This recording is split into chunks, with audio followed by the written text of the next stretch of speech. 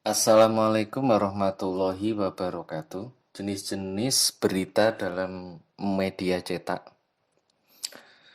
Jenis berita dalam media cetak itu dibagi ada satu, dua, tiga, empat, lima. Dibagi menjadi lima. Yang pertama berdasarkan cara penyajiannya. Jadi jenis berita di media cetak berdasarkan cara penyajiannya. Yang kedua berdasarkan isi, ketiga berdasarkan sifat berita, keempat berdasarkan peristiwa, dan yang kelima berdasarkan kewilayahan.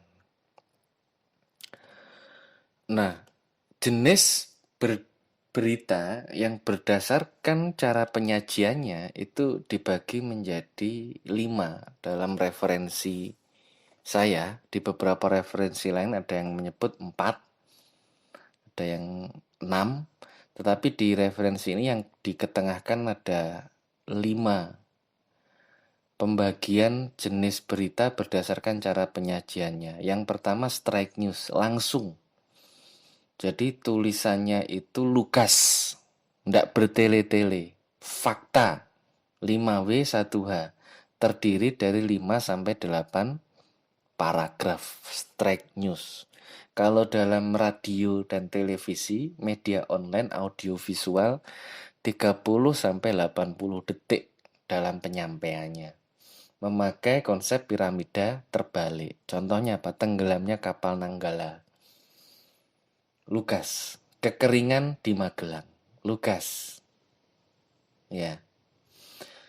Yang kedua ada feature. Feature itu tidak lugas, bercerita, menceritakan sebuah peristiwa yang hubungannya dengan kemanusiaan. Jadi tidak terikat dengan piramida terbalik. Tidak terikat dengan 5W1H. Nah, bahasanya itu santai dan luas. Contoh, kalau strike news itu judulnya kekeringan di Magelang, tapi kalau dibahasakan feature judulnya jadi 5 kilometer untuk seember air gitu. Judulnya. Kemudian tulisannya saat menapakkan kaki di jalan yang terjal di daerah. Nah, dan seterusnya. Ini feature.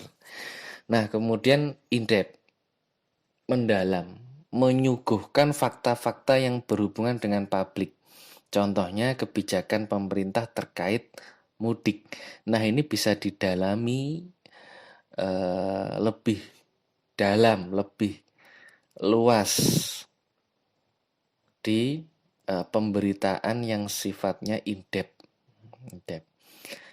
How, why, so what. Jadi ada explanatory-nya, ada interpretatif dari penyampaian sebuah berita. Jadi lebih luas, ada so what-nya, ada what next-nya ya kan. Apa yang terjadi kemudian, kemudian jadi apa. Itu tidak hanya 5W1H.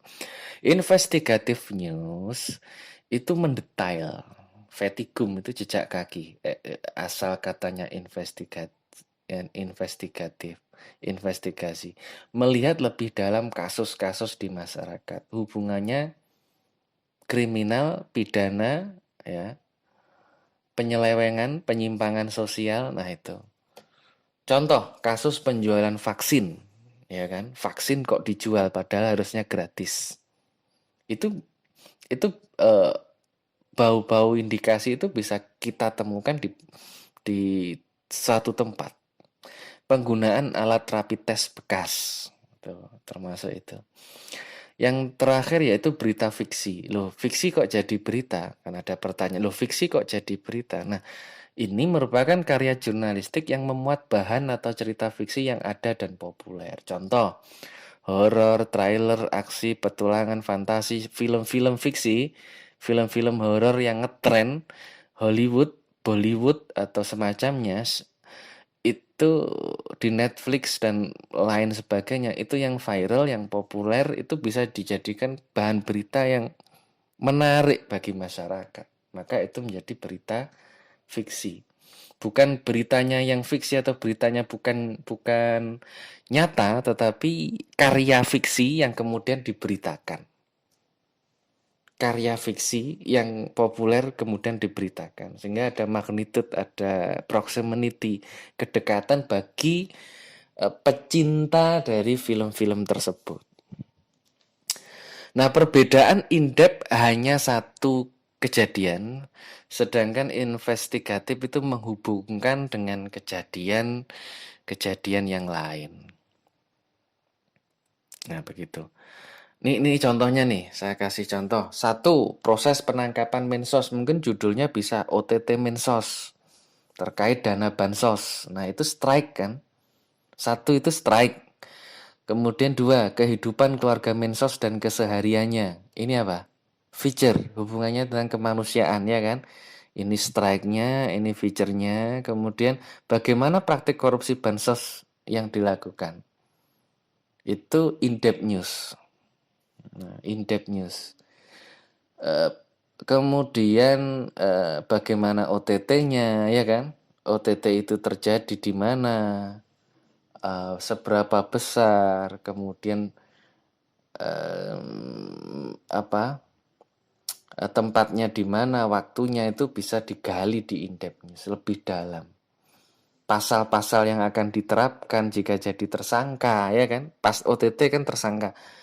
Pasal-pasal yang diterapkan itu kan bicara what next juga dalam in-depth news.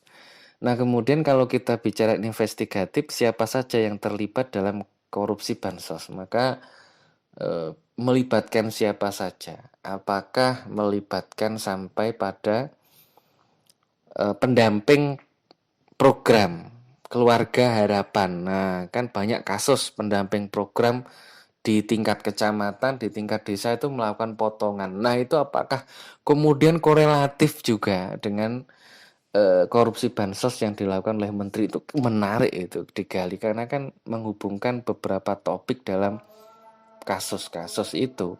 Nah, teman-teman, dari semua judul tersebut pilah jenis dan cara penyajiannya, kemudian berikan satu contoh yang lain kasus terbaru. Jadi gini, teman-teman nyari satu contoh kasus terbaru yang banyak yang masih hangat, walaupun ya 2-3 tahun terakhir lah. Kemudian kalian pilih ini yang strike, ini yang feature, ini yang in-depth, ini yang investigatif. Buat judul sendiri seperti itu. Oke. Baik. Jenis berita berdasarkan isi. Itu lebih kepada bahasa yang digunakan dalam pemberitaan. Jadi kalau hard news itu lugas. Strike, in-depth, investigatif itu lugas. Kalau soft news itu lunak, feature. Jenis berita berdasarkan sifat berita. Sifatnya bisa headline, berita utama. Di halaman pertama media cetak itu kan biasanya headline itu. Spot news, berita penting. Nah, itu kalau Metro TV nyebutnya headline news tiap 1 jam atau tiap 3 jam sekali. TV One kabar terkini namanya. Itu spot news. Jadi muncul berita penting di waktu yang ditentukan. Tuh. Nah, itu stop press news itu berita dadakan. Dalam beberapa media disebut breaking news. Jadi kadang media-media online itu kalau ada informasi dadakan langsung kaitan manusia ya, kebencanaan, uang, ya kan? Keamanan itu terjadi ledakan, kenaikan BBM. Stop press news itu sangat berguna. Baik di media cetak, media online ataupun di elektronik. Advertorial, berita iklan, bukan mempengaruhi konsumen, bukan oh ini produknya bagus, harganya murah, kualitasnya bagus dan sangat bermanfaat bukan begitu, tetapi memaparkan produk bagaimana itu dibuat gitu ya. Bagaimana itu dibuat, siapa saja yang terlibat membuatnya. Contohnya produk kerajinan tangan mulai dari pengolahan, pemberdayaan, distribusinya sampai mana saja. Nah, ini advertorial news, berita iklan. Jadi bukan mempengaruhi konsumen, tapi memaparkan produk. Berikutnya news comment.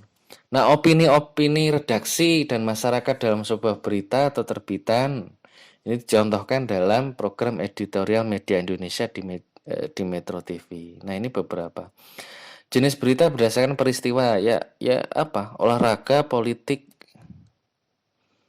kemudian ekonomi, budaya, agama, ya, itu peristiwa.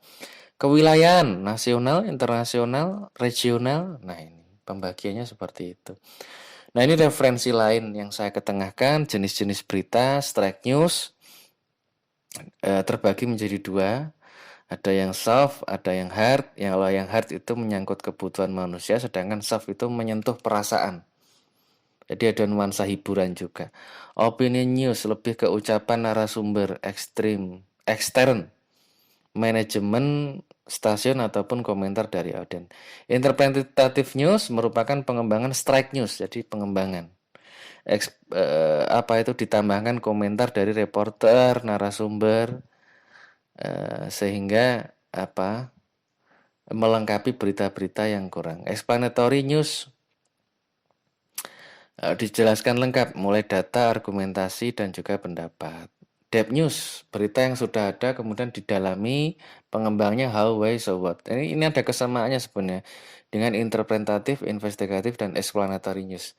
Jadi ini referensi yang lain. Investigative news itu membongkar kasus kriminal, penyelewengan sehingga wartawan diperbolehkan menyembunyikan identitas dan kamera untuk mendapatkan bukti juga fakta.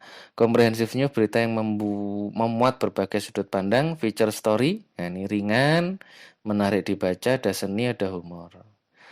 Contoh buah pisang, nah, senjata ampuh sembuhkan lambung. Nah ini keren ini. Lebih ringan dibaca. Nah, editorial adalah berita yang disajikan dengan dilengkapi dari komentar narasumber atau wartawan senior intern manajemen stasiun. Nah, kita sudah membahas itu. Teman-teman melakukan review dan menjawab pertanyaan yang sudah saya tanyakan tadi di awal. Oke, assalamualaikum warahmatullahi wabarakatuh.